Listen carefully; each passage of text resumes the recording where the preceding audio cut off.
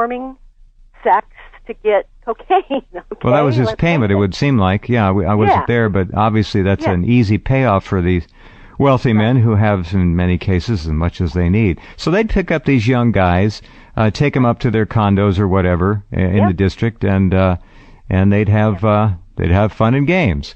That's right. And do drugs. Diamond Head is full of that. Like, there's a lot of wealthy gay guys who live in the Diamond Head area. You know, they're even to this day, it's like that. And it was like that then, too.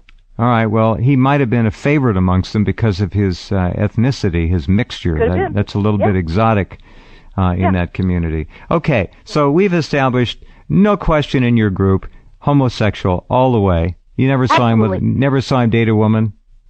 No, definitely not. I think I knew, or I'm just going to say, I think somewhere, you know, when he do Punahou, remember he's a chameleon and he compartmentalizes.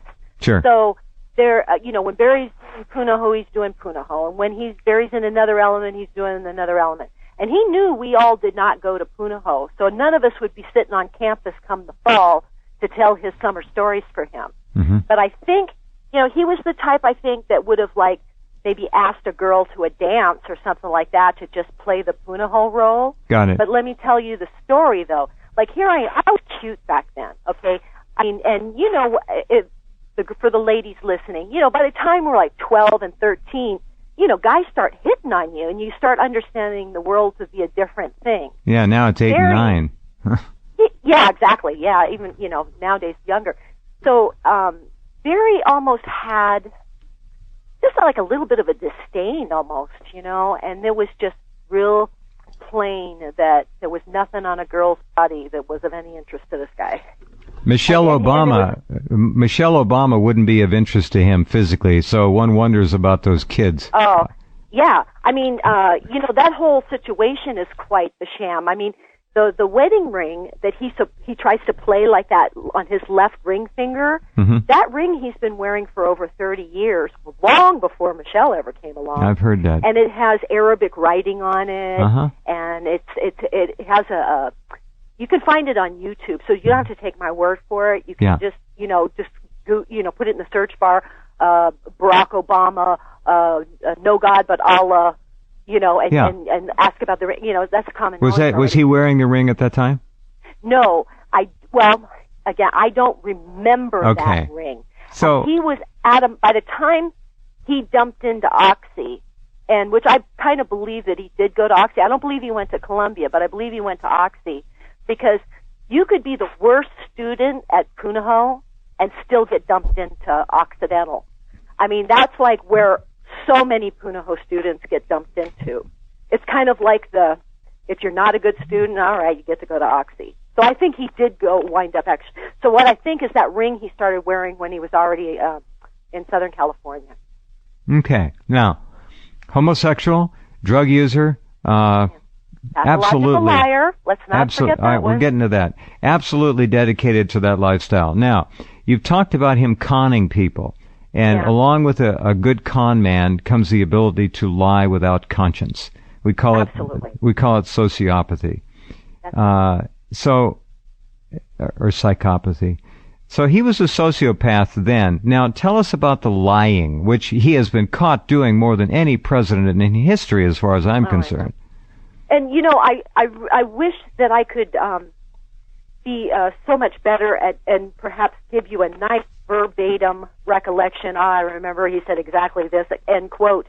But I will tell you that it was so often, and it was always of some self-aggrandizing type thing, some egocentric, you know, everybody's stupid, Barry's the only smart one, you know, it was always, you know, you sort of just left with that, oh, come on, really? You know, so it's always some nonsensical, outlandish thing.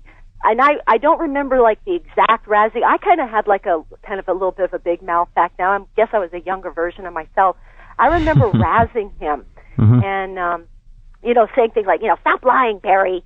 You know, give it up. Stop lying. You know, you're making us sick, or you're making us tired listening. So I remember we used to razz him for the lying. Was he the kind who would always just kind of flash his teeth and laugh it off? How did he handle that? Actually, I'll tell you what my impression was. He actually, when you don't, like, you're not one of his customers, he's got a temper. He's got a temper. So there's times where, put it this way, okay, Barry will size you up, take some inventory, He's see slick. if you're useful, see if there's something he wants to get off you, and then he puts the game on. If he gets what he wants from you, he's done with you.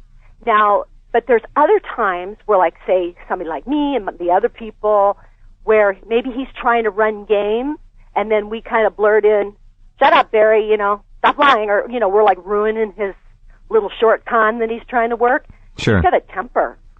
I've heard stories about that in the White House, a couple of them, where he would go down the hall after meeting with Netanyahu at one point, and he was yelling, "What the F was that all about?" Because Netanyahu put him down.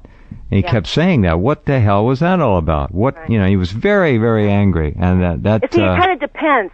So, like, if he can just, see, we're all customers to him, or we're all, something to work or use, right? Got it. So, so if you're a thorn in his game, and maybe I'm not familiar with that particular interview with Netanyahu, but if you, start trying to mess up his game, he's not thrilled with you.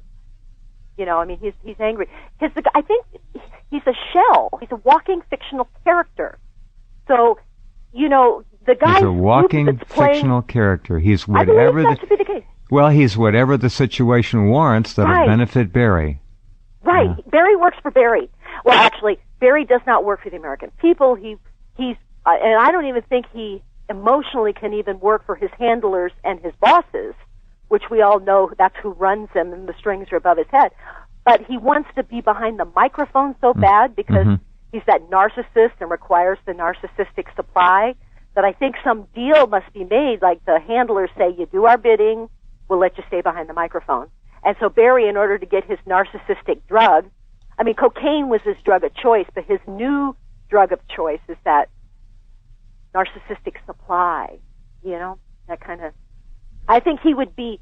That's what... I think he'll do weird, desperate acts to stay in the White House or to, never give up, what he's got. That's the impression... Sure, that's the impression we got. He'd rather take everything down with him than give it up. Right. Well, if you look at narcissistic personality disorder, I'm talking about the psychiatric disorder, and there's plenty of competent psychiatrists, that can give you really nice summaries that have diagnosed Barry, not in person, have looked at all of his actions and words and so forth. You can find, like, Dr. Sam Vaknin is one where he's, gives you a really interesting diagnosis on Barry. But these guys are, and he's in a special club. Like, all the worst guys in history had that narcissistic personality disorder. The Pol Pots, the Lenins, the Stalins, the Hitlers, so the Maos. Now that leads us to the next stage of our conversation, which we'll do in just a couple minutes, Mia, and that is, how dangerous a man is this guy? Is he, as they say, a killer? He plots out his drone attacks and kind of gets off on that, likes to watch the videos. I'm curious about that.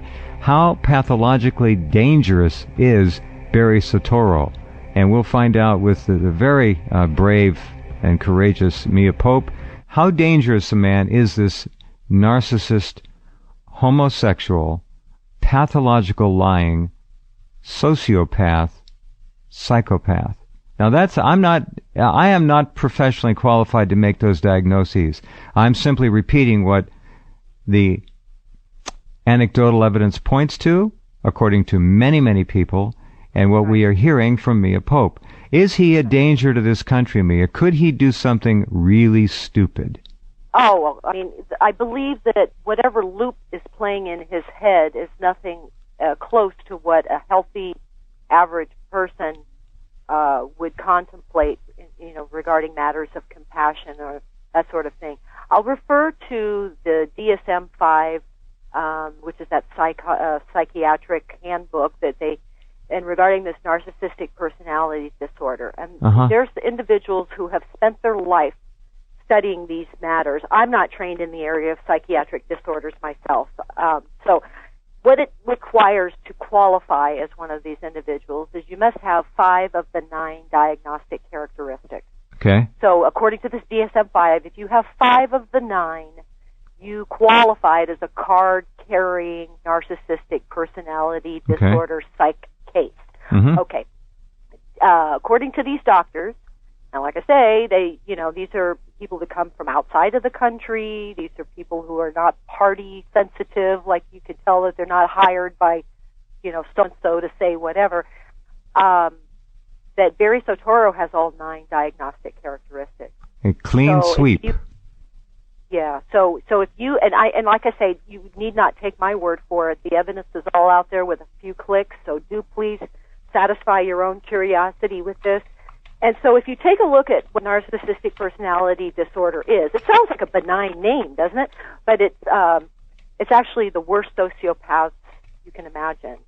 So what that means is that the person just is not even capable of having a healthy interaction. And furthermore, if you follow up with some of these videos and the testimony of these psychiatrists, they'll say that, like, if you go against him, like, for example, what I'm doing right now, and which I don't fear it, but in other words, I would deserve to be punished. I would deserve to maybe be killed. Or, in other words, if you go against Barry, you deserve to be punished, because you had the nerve.